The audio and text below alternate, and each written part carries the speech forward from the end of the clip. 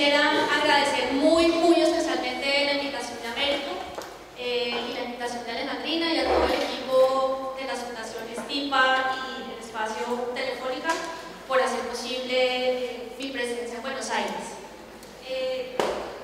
Básicamente, en estos días en que hemos estado hablando de procesos de reinvención de museos, yo quisiera presentar un proceso de reinvención de ciudad que ha ocurrido en Medellín en los últimos años y cómo el Museo de Arte Moderno, que es una institución privada sin ánimo de lucro, ha sido de alguna manera expresión de esa transformación o de esa reinvención que ha tenido lugar en Medellín. Para eso, la estructura de la presentación va a ser la siguiente. Voy a empezar contándoles un poco cuál ha sido el contexto colombiano y de Medellín, cuáles fueron las grandes apuestas que hizo la ciudad en urbanismo, educación y cultura. Después, por supuesto, hablaré de qué es el Museo de Arte Moderno hoy, un poco de historia, cuál ha sido el proceso, cuál ha sido esa reinvención que ha ocurrido en los últimos 3 años y medio y finalmente una reflexión final. Un poco de ubicación geográfica para quienes de pronto no conocen dónde queda Medellín. Colombia está ubicado en el norte de América del Sur. Es un país de aproximadamente 42 millones de habitantes. Está bañado por 2 océanos, el Mar Caribe y el Océano Pacífico. La capital de Colombia es Bogotá, pero Colombia es un país de ciudades. Digamos que a diferencia de Argentina, donde el poder político, económico, cultural está muy concentrado en la capital, en Buenos Aires, en Colombia, si bien Bogotá obviamente pues tiene una preponderancia económica y política, hay otras ciudades que juegan un papel muy importante y Medellín es una de ellas. Medellín es una ciudad de aproximadamente 2,5 millones de habitantes. Es una ciudad que está ubicada en el noroccidente colombiano. Es una ciudad de aproximadamente 380 kilómetros cuadrados. Tiene un clima que para mí, que he tenido la oportunidad de vivir en distintas ciudades del mundo, es el clima ideal. Son 23 grados centígrados durante todo el año y por eso merece el nombre de la ciudad de la eterna primavera.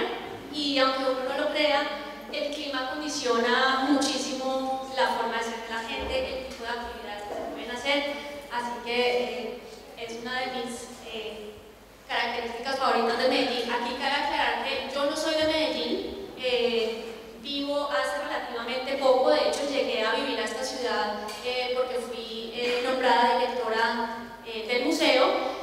He hecho mi carrera profesional en Bogotá. He vivido en Bogotá durante casi 15 años. Tampoco soy de Bogotá, soy de una ciudad más pequeña que se llama Bucaramanga, que es una ciudad mucho más chiquita que Medellín. Medellín está en la provincia o departamento de Antioquia. Y esta es una imagen muy interesante de Medellín, es una imagen de 1970 y quise mostrarla porque muestra muy bien que es una ciudad que está en un valle, es una ciudad que está completamente rodeada por una cadena de montañas y esa geografía condiciona muchísimo la idiosincrasia, la forma de ser de la gente. Desde cualquier punto en el que uno esté ubicado en la ciudad, uno ve montaña. En Medellín no se ve el horizonte y eso es, pues creo yo, algo que ha condicionado muchísimo la forma de ser de los antioqueños. Esto es Medellín hoy. Medellín es la segunda ciudad más grande de Colombia, es el segundo centro económico más importante de Colombia. Medellín le aporta al país aproximadamente el 8% del Producto Bruto Interno. Es una ciudad industrial y es una ciudad que está dividida en comunas. Medellín está dividida en 16 comunas y las comunas ubicadas al norte, en los costados oriental y occidental, son las comunas más pobres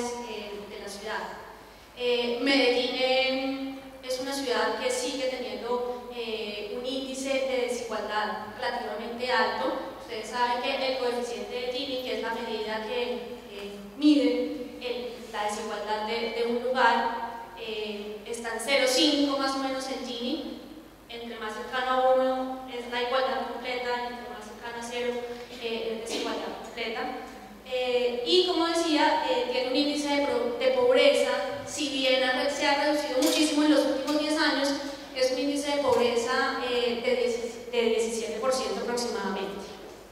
Esta es una gráfica muy importante a la hora de hablar de Medellín, y creo que gran parte de lo que se oye en el mundo, de lo que se oía en el mundo sobre Medellín tiene que ver con eso.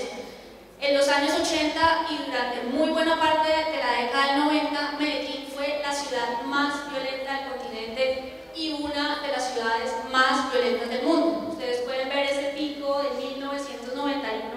Medellín llegó a tener una tasa de homicidios de 381 homicidios por 100.000 habitantes, una cosa en el mundo brutal, dramática, comparado con otras ciudades muy peligrosas en esos años, como Washington.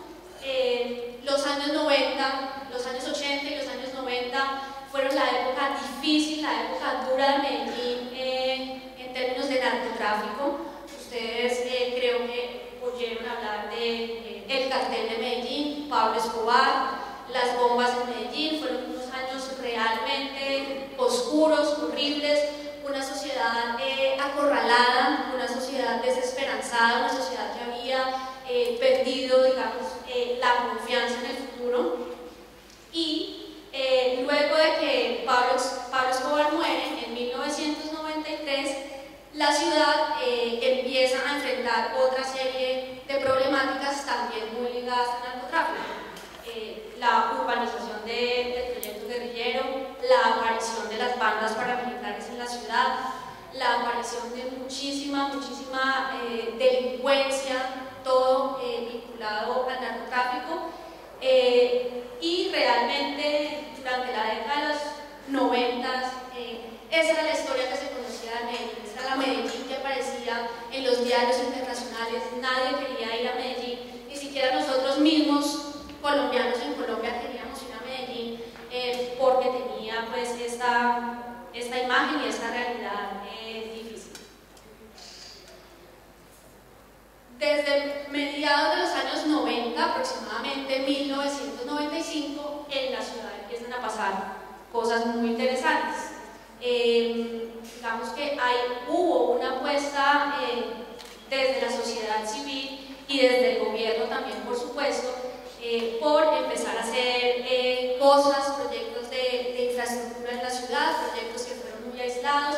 En 1995 se inaugura el metro de Medellín. Eso es un momento muy importante para la ciudad y que de alguna manera le devuelve a la gente la confianza y la esperanza en el futuro. Y así como la aparición del metro, empiezan a haber acciones desde la sociedad civil, como lo digo, y se empieza a gestar un proyecto político que triunfa en las elecciones locales de 2004. Un proyecto político independiente, un proyecto político en el que participó un grupo de académicos, arquitectos, urbanistas, artistas, gente del ámbito de la cultura, y que tenía como líder a un personaje que de pronto algunos de ustedes han oído mencionar, Sergio Fajardo, un matemático, un académico, completamente ajeno, digamos, al mundo político, y Sergio Fajardo llega a la alcaldía de Medellín en el año 2004. Digamos que ese es el proyecto puntual del cual quiero hablar con un poquito más de profundidad. No quiere decir que antes del 2004 en Medellín no hubieran sucedido otras cosas y que se hubieran hecho otras cosas. Por supuesto que sí, como lo dije, el metro en 1900, la inauguración del metro en el 95 fue un momento interesante. Hubo otros proyectos de infraestructura aislados, se combatió durísimo el narcotráfico. De hecho, la tasa de homicidios, como veíamos en el gráfico anterior, empieza a caer de una manera muy importante. Entonces, volviendo a los años 2000, 2001, 2002, el proyecto político y ciudadano al que la acusó la ciudad fue este. Un proyecto político que estaba basado en urbanismo, educación y cultura. ¿Cuáles fueron, digamos, las tres de este proyecto de urbanismo, educación y cultura. Primero, un sistema de movilidad integrado, un sistema de movilidad innovador, un sistema de movilidad que de alguna manera conectara la ciudad. Medellín es una ciudad muy fragmentada. Para la gente que vive en las comunas del norte de la ciudad es muy difícil el acceso. En los años 90 el proceso de urbanización de la ciudad tuvo lugar casi en la montaña, y bajar de esa montaña a la ciudad, aunque parezca que es simple, es un proceso muy difícil. Se requieren vías, se requiere un montón de dispositivos que faciliten ese acceso. Entonces, como complemento al metro, que se inauguró en el 95, como ya lo dije, se inauguró el metro cable, que son esas canastas que ustedes ven arriba.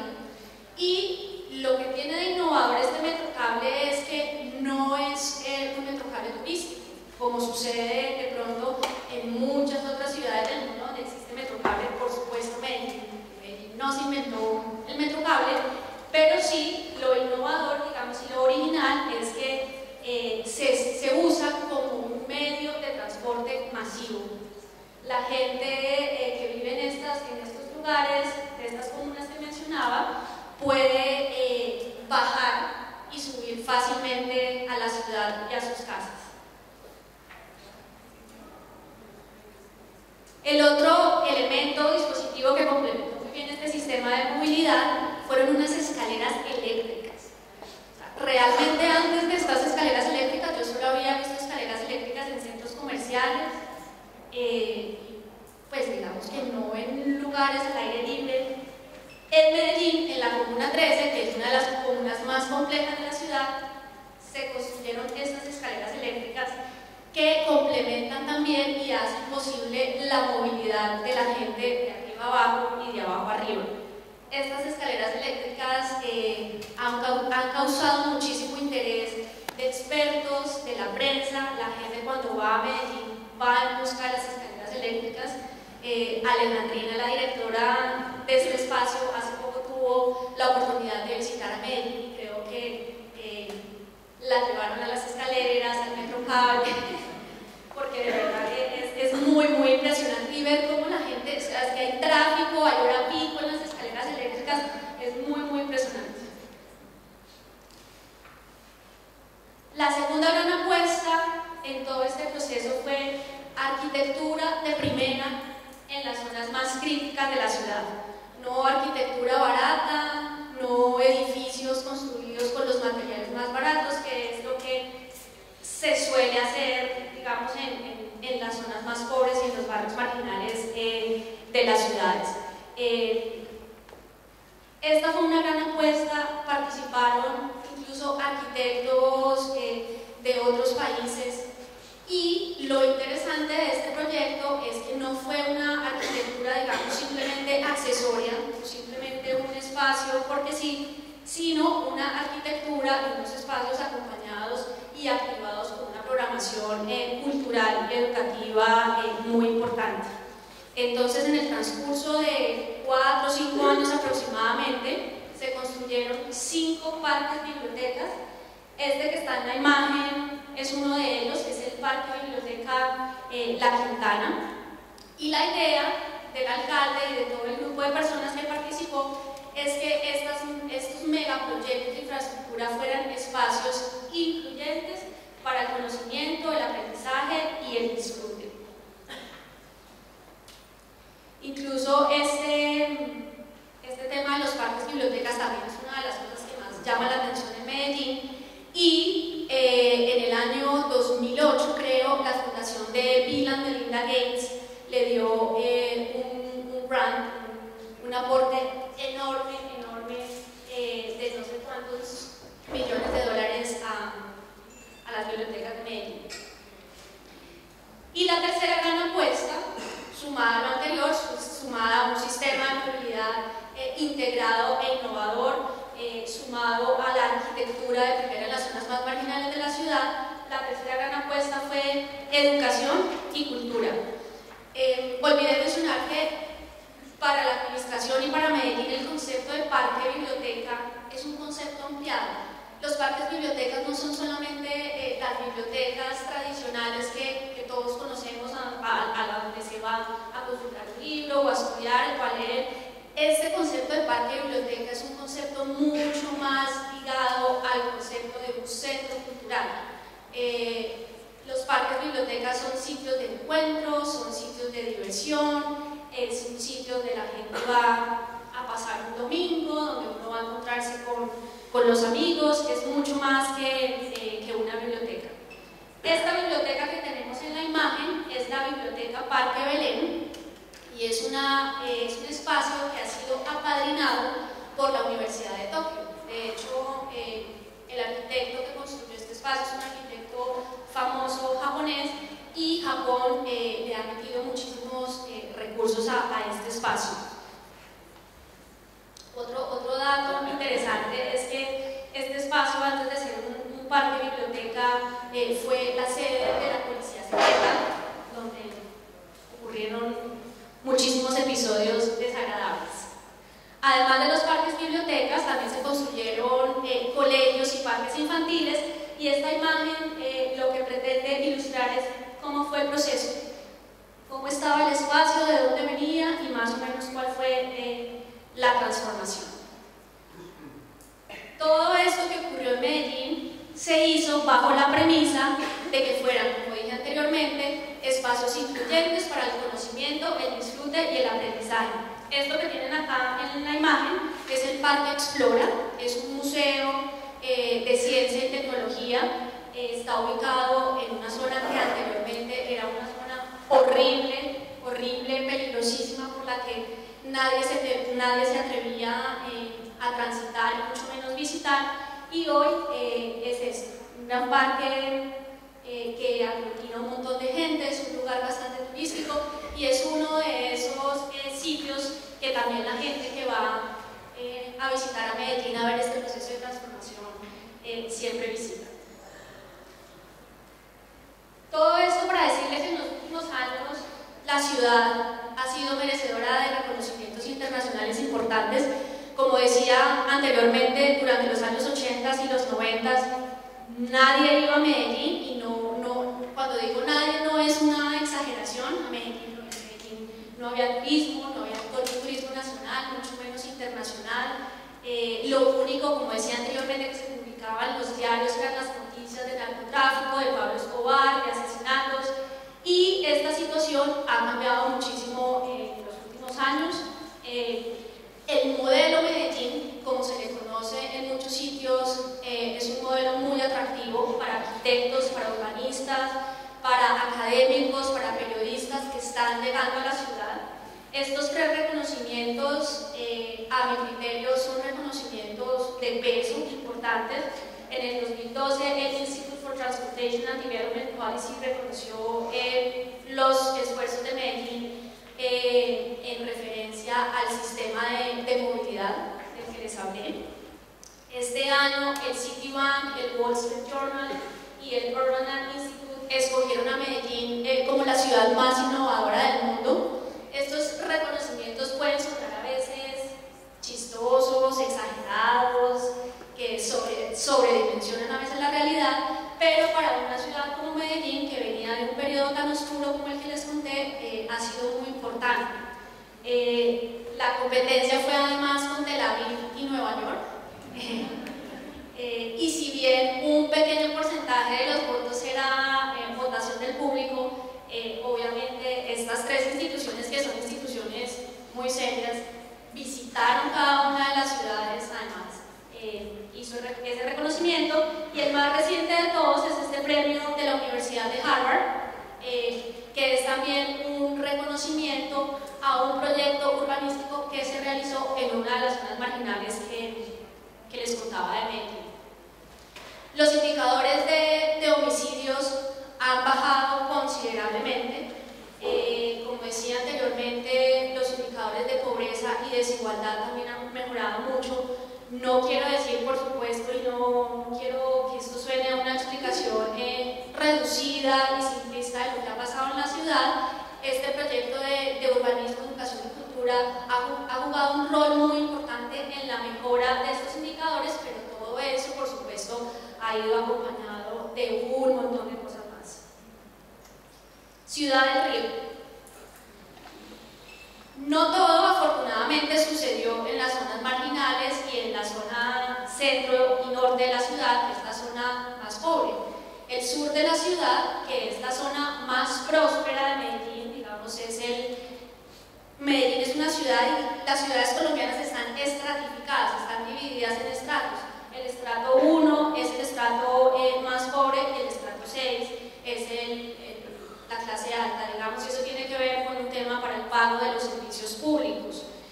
Ciudad del Río está ubicado en la comuna 14, que se llama El Poblado, es la comuna más próspera donde vive gente de clase alta, y como decía anteriormente, no todo pasó en las zonas marginales, por supuesto eran las más necesitadas, pero en esta zona de la ciudad se hizo este proyecto de renovación urbana que se llama hoy Ciudad del Río. El sur de la ciudad, increíblemente, tampoco tenía muchos espacios incluyentes de conocimiento y aprendizaje. Esta es una zona que está inundada de centros comerciales, o sea, El Poblado, que es la comuna más grande, de hecho, tiene fácilmente unos 10 centros comerciales de distinto tamaño, y ese era el punto de encuentro de la ciudad, de la gente. Entonces, en Ciudad del Río se hizo una gran apuesta por recuperar esta zona. Ciudad del Río fue la zona industrial, una de las zonas industriales de Medellín más emblemáticas de la ciudad, y se estructuró un proyecto alrededor de los servicios. En Ciudad del Río hay servicios de salud, servicios financieros, entretenimiento, hay unidades residenciales. En este momento hay aproximadamente 1000 apartamentos en esas unidades residenciales, y en el año 2006 el alcalde Sergio Fajardo tomó la decisión de que en esa zona debía haber un museo. Por supuesto, el proceso para que se adjudicara uno de los edificios al Museo de Arte Moderno no fue un proceso fácil. Había otros intereses, algunos querían hacer un museo del automóvil, otro grupo de ciudadanos consideraba que ahí debía quedar el museo de la industria, como para preservar ese carácter que tuvo la zona, pero afortunadamente la decisión en el 2006 fue que este edificio, que anteriormente fue una siderúrgica, sería adjudicado al Museo de Arte Moderno. Y de alguna manera, ahí, en el año 2006, empieza todo un proceso de reinvención del MAM. Esta es una imagen del edificio antes de ser restaurado y recuperado. Como decía alguien ayer en alguna de las charlas, tampoco es un edificio que fue construido pensando en que iba a ser un museo. Tiene también alguna semejanza con la zona en la que fue construido el iMuseum que nos presentaban ayer. Y antes de contar cuál ha sido ese proceso de reinvención del museo, quiero contarles qué era el Museo de Arte Moderno de Medellín, de dónde viene, cómo surge y en qué zona de la ciudad estaba ubicado, y cuál era también el tipo de públicos que atraía el museo. Como lo dije al inicio de la presentación, el museo es una institución privada sin ánimo de lucro.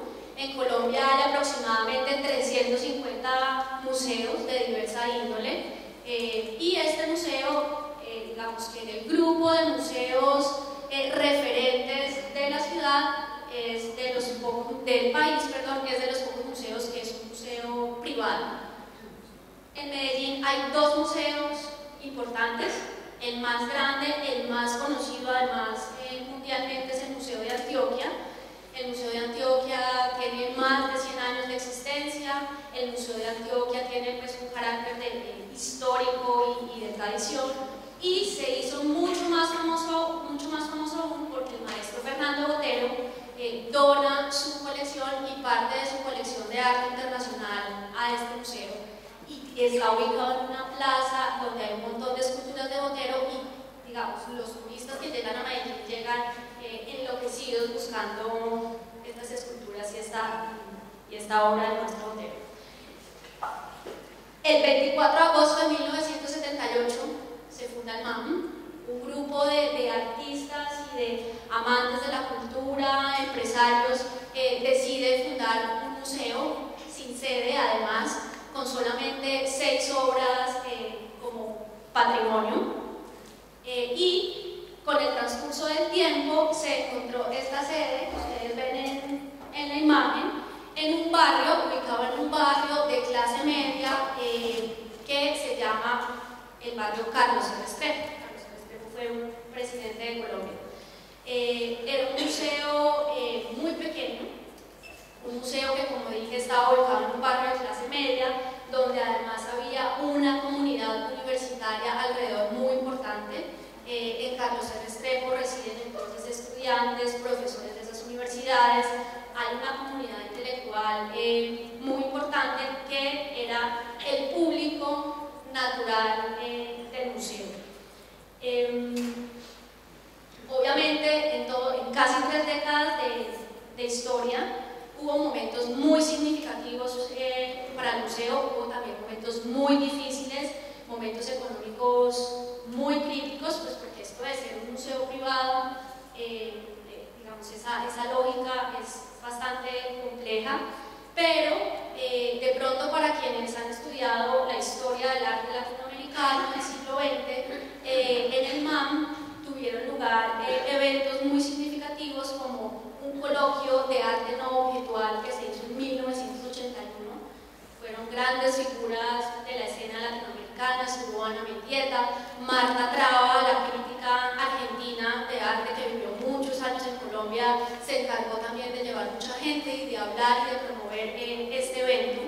En 1986 ocurre otro hecho muy significativo para la vida del museo, y es que la maestra Débora Arango, una artista antioqueña que realizó su obra en los años 40, 50 principalmente, donó 233 obras al MAM, eso también le da mucha vida, y digamos que en el ámbito, en la escena artística colombiana, el MAM fue reconocido como un museo de vanguardia, como un museo de riesgo y un museo que le apostó durante muchos años a los nuevos nombres, en ese entonces nuevos nombres de la escena artística local, muchos de ellos ya pues, artistas consagrados. Contándoles un poco de la colección del museo, esto que ven en la imagen son obras de la maestra Débora Arango, que como les cuento es la colección más significativa que tiene el MAM. El MAM tiene aproximadamente 4.500 obras, obras que han sido todas donadas por los artistas. Gracias a la generosidad de los artistas es posible tener una colección. Es una colección principalmente de arte antioqueño, de arte de Medellín y arte colombiano, por supuesto, y tenemos obras sobre todo de la segunda mitad del siglo XX y de estos primeros años del siglo XXI. Desafortunadamente no tenemos un guión de la exposición, de la colección permanente del museo exhibido en salas, como ahora vamos a ver en otra imagen. Es un museo pequeño y las exposiciones temporales generalmente ocupan el espacio de esas salas. Volviendo otra vez a los años en Ciudad del Río, así estaba el edificio, la siderúrgica, un edificio de 1938, y en el año 2006 se inicia todo el proceso de renovación, de adecuación técnica, de adecuación de todos los espacios, las salas de exhibición, y es un proceso que toma 3 años. El traslado a Ciudad del Río se hace en noviembre del 2009.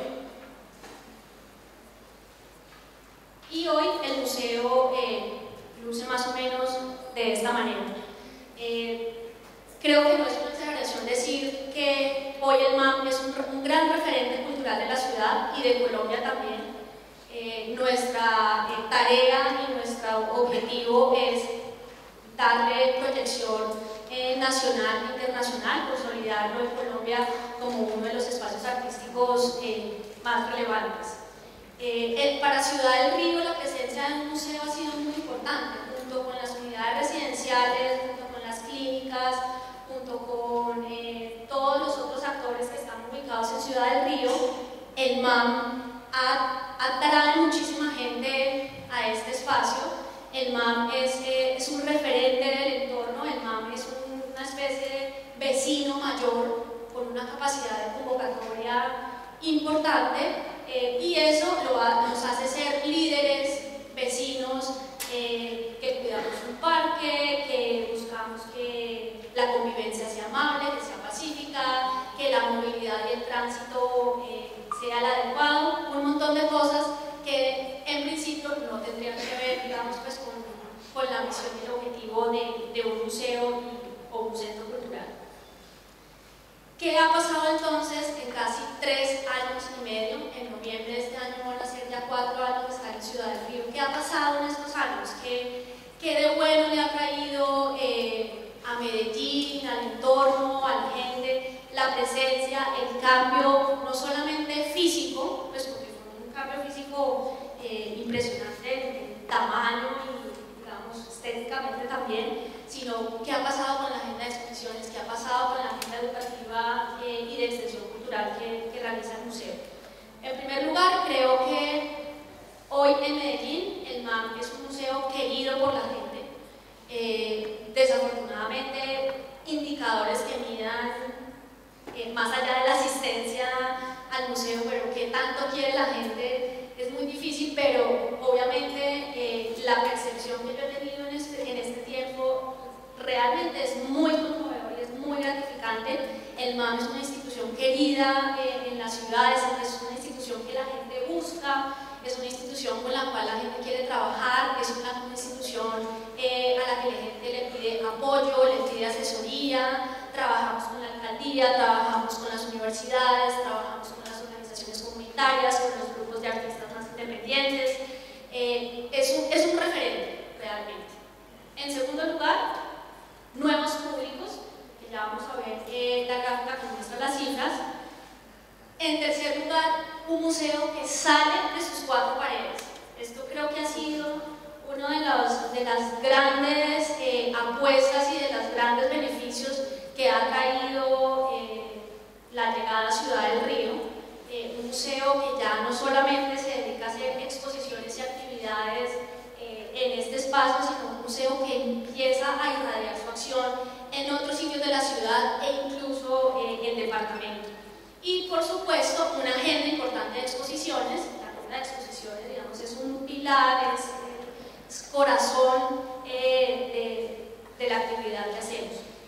Y en últimas, creo yo que, como decía anteriormente, todo esto ha sido posible por ese proceso de transformación más amplio que ha atravesado Medellín. Yo creería que sin un proceso de transformación social y urbano y cultural de la ciudad, esta especie de reinvención, de refundación del museo no hubiera sido posible.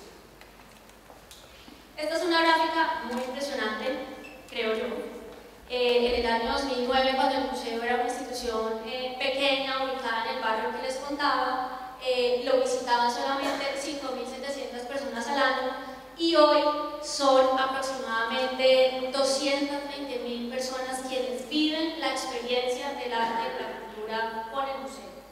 ¿Y qué quiere decir que viven la experiencia del arte y la cultura? Es decir, que de estas 200, no son 220.000 personas que ingresan al museo, sino son 220.000 personas que se benefician por la acción, que ya vamos a hablar con un poquito más de detalle en esa transacción, de la acción que el MAM ha irradiado por toda la ciudad.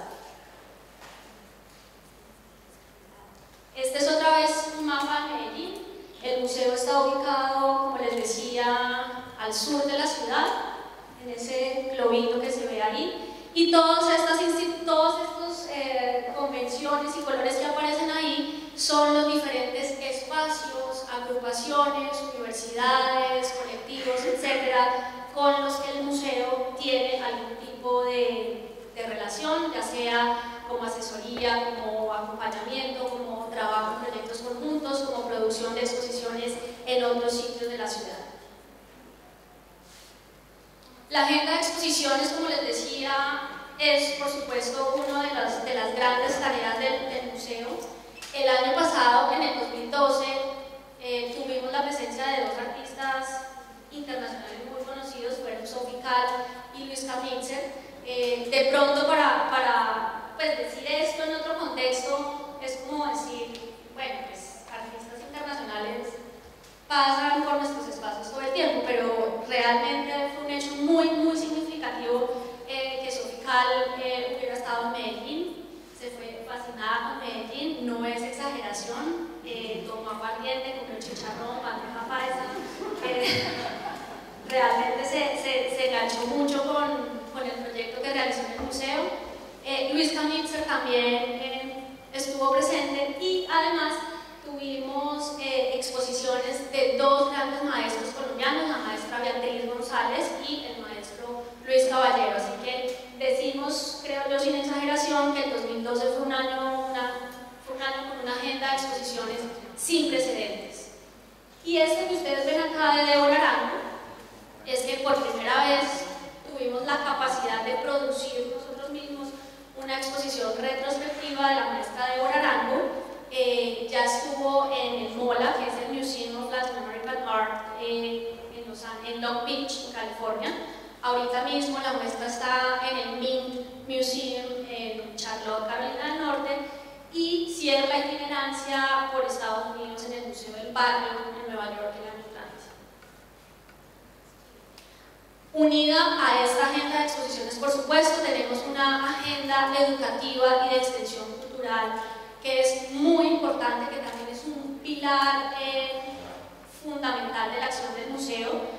Y es una agenda que hemos dividido en dos líneas, el MAM Tu Casa y el MAM Tu Territorio.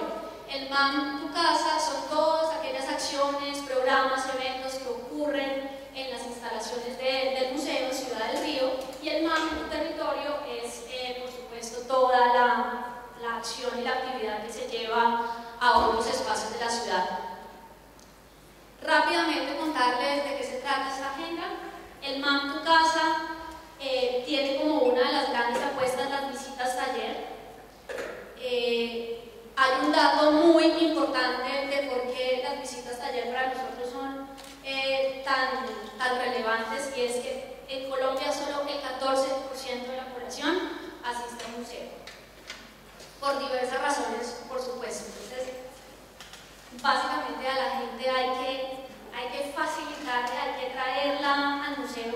Y estas visitas taller, más que ser una visita y un recorrido simple por la exposición de turno, está acompañado de una experiencia adicional, una experiencia que, dependiendo del tipo de público, si son niños, si son adolescentes, si son adultos mayores, si son personas discapacitadas, varía. Puede ser un taller de reflexión, un taller de observación, un taller lúdico, pero siempre vinculado a la exposición de turno. Este programa complementa además una gran iniciativa que tiene la Alcaldía de Medellín de estos años, que es un programa de formación de públicos. La Alcaldía de Medellín le financia la entrada gratuita a los museos y a las instituciones culturales a todas las personas de los estratos 1, 2 y 3. Entonces, este programa de visitas taller trae como, digamos, público objetivo a gente de estos estratos, les paga transporte, se les da refrigerio incluso, y para que tengan una experiencia que, como decía anteriormente, sea algo más que recorrer la exposición, que valga la pena, que sean por lo menos 2 horas, 1 hora y media de estar en un museo. Nuestra escuela de mediadores tiene ciertas similitudes con los Link Openers. No es un programa, digamos, tan grande en cantidad de público que recibe. Las edades de nuestros mediadores varían. Estos mediadores son estudiantes universitarios, casi todos son estudiantes de artes, de humanidades o de diseño. No son adolescentes como lo son los Link Openers.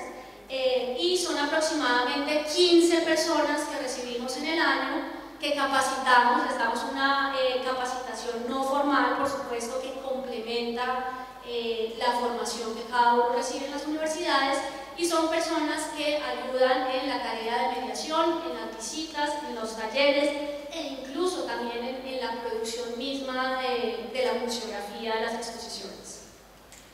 Creativos MAM es nuestra apuesta para niños entre 6 y 12 años. Es un programa que ocurre durante 2 sábados del mes, es un programa gratuito. Pasaporte al Arte es nuestro espacio para la comunidad académica y de artistas, estudiantes de artes, humanidades y carreras afines, y es la posibilidad que tiene la gente de conversar de cerca con los artistas que pasan por el museo, por los curadores, los gestores, historiadores, etc. Este es un programa muy popular en el museo. De hecho, es un programa que viene desde la época del museo en el antiguo barrio, y sobre todo, como digo, es un programa para la comunidad artística y académica de la ciudad. Cinema Ciudad del Río. En Medellín hay muy pocas salas donde se proyecta cine independiente. Eso es una gran diferencia con Buenos Aires. Y el MAM, desde hace muchos años, tiene una programación de cine todos los viernes con entrada gratuita de proyección de películas y documentales que, por supuesto, no circulan por los circuitos comerciales de la ciudad. Mucha gente, incluso el museo lo conoce por el cine. La gente va al cine, pero no a las exposiciones.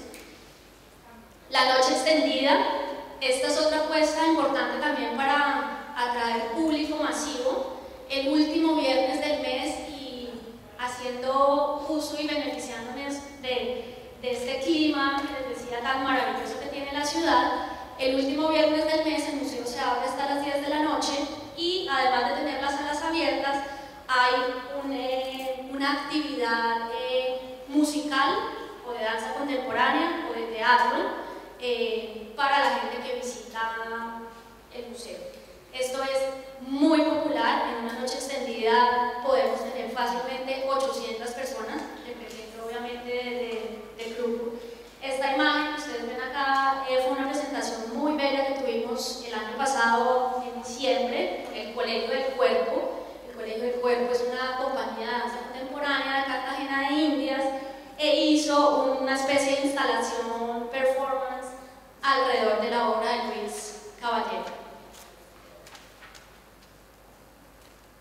El puerto es, digamos, el programa más nuevo, más novedoso del museo.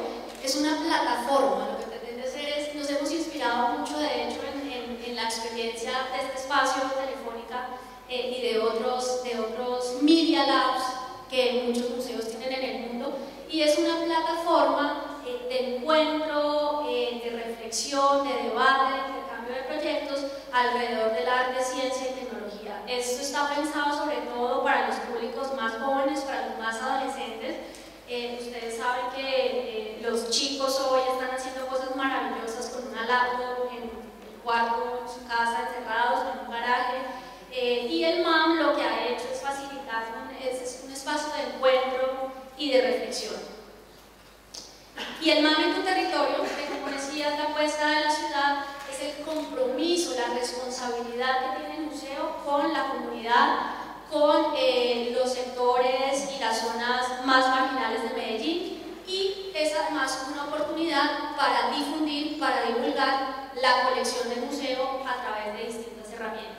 Aquí quiero mencionarles solamente un par de proyectos. Quiero contarles cómo ha sido el proceso de diseño de esos proyectos, quiénes nos apoyan, cuáles han sido los resultados, los beneficios y por supuesto también las dificultades. En Ciudad del Río hay un parque.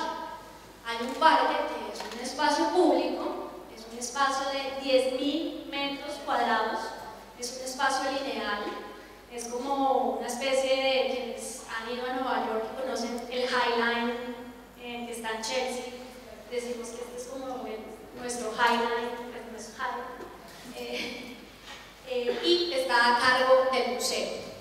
¿Por qué un parque lo administra y lo maneja una institución institución privada como el museo. Resulta que este parque hace unos años era tierra de nadie. La alcaldía le ponía muy poca atención, los vecinos, los nuevos vecinos del sector todavía no estaban muy apropiados del parque, y como en todo espacio público, y sobre todo en todo espacio público al que llega a vivir un grupo bastante heterogéneo de personas, se empiezan a presentar problemas de convivencia. Es un parque además que en este momento es el parque de moda en Medellín. La gente va los fines de semana a hacer picnic, la gente va al parque a hacer yoga, a hacer deporte, a sacar al perro, a llevar a los niños a jugar. Un montón de actividades familiares para diversos públicos. El parque tiene una pista de skate, entonces hay toda una comunidad de chicos skaters que van y frecuentan el parque semanalmente. Y en el año 2011 el museo y la alcaldía de Medellín, en un proceso de negociación, deciden que el MAM se haga cargo del parque. Entonces el museo no solamente se encarga del cuidado de la administración, de cortar el pasto, de regar obviamente las zonas verdes, etcétera, sino también se ha encargado de activar culturalmente el espacio. Se han hecho distintas actividades, y para que ustedes tengan una idea, este parque al mes lo visitan más o menos 15.000 personas que vienen de toda la ciudad, no solamente de Ciudad del Río o no solamente del poblado donde está ubicado, sino viene gente de todas partes. En el parque tenemos esta sala a cielo abierto, es una sala de exposición. Surge de un proceso de negociación con el periódico, con el diario más importante de la ciudad, que se llama El Colombiano, y El Colombiano decide darle un regalo a la ciudad y decide ubicar estos paneles alrededor del museo. Esto es parte del parque y de la zona aledaña. Aquí hemos hecho exposiciones. Este es un programa muy reciente, solamente no tiene ni siquiera un año, y es un programa expositivo que queremos dedicar principalmente a la fotografía y a la ilustración. Colombia y Medellín es un país donde hoy hay muchos dibujantes e ilustradores, mucha gente joven haciendo ilustración, muchísima. Y digamos que esta es la vitrina que queremos destinar para eso. Algo es otro programa que hemos adelantado por fuera del museo, en compañía de la empresa de servicios públicos estatal, la única, más importante, muy grande de la ciudad, que se llama EPM, Empresas Públicas de Medellín. Y EPM es una empresa muy comprometida con el arte, con la cultura, y tiene unos espacios en la ciudad que ellos no son especialistas, no saben cómo hacer exposiciones, entonces los activa de la mano de instituciones como nosotros. Esta es una exposición en uno de esos espacios. Este programa Algo es un programa que tiene ya 3 años. Es un programa que ha merecido el reconocimiento de instituciones como el New Museum de Nueva York. El año pasado, la revista Art Forum, que ustedes saben que es una de las publicaciones de arte más importantes del mundo, en lo mejor del 2012, que es un listado de exposiciones alrededor del mundo, sale este espacio. Tuvimos la oportunidad de que una de las curadoras que hizo esta nota visitara la ciudad. La ciudad y los niños es otro programa que bueno, ya no tiene que ver con la producción de exposiciones, sino con la presencia del museo en 7 barrios marginales de Medellín. En Medellín los barrios tienen una especie de fronteras invisibles, porque los grupos paramilitares, los grupos guerrilleros, los grupos de bandas delincuenciales se han tomado el poder de cada una de esas zonas, se pelean y se matan entre ellos. Entonces es muy difícil para la gente que habita un barrio desplazarse al barrio de al lado, desplazarse al barrio del frente, y de alguna manera lo que ha pretendido pretendido el museo con la ciudad y los niños es acercar a los niños de 7 barrios distintos que de otra manera no se podrían conocer ni a sí mismos ni entre ellos. Esto es un programa alrededor del arte y la literatura, es un programa que ya va a cumplir 4 años, y en este año es el cuarto y último año, y en todo este tiempo hemos tenido la oportunidad de trabajar con 227 niños. Es un programa que apoya una institución financiera en Colombia muy grande. La maleta viajera, digamos que es la manera en que la colección del museo viaja a zonas rurales del departamento de Antioquia. Hasta hoy hemos tenido la oportunidad de entregar 79 maletas en 25 municipios de Antioquia. Hay reproducciones de la colección del museo dentro de la maleta con una serie de actividades didácticas y una propuesta pedagógica muy importante. Ya para finalizar,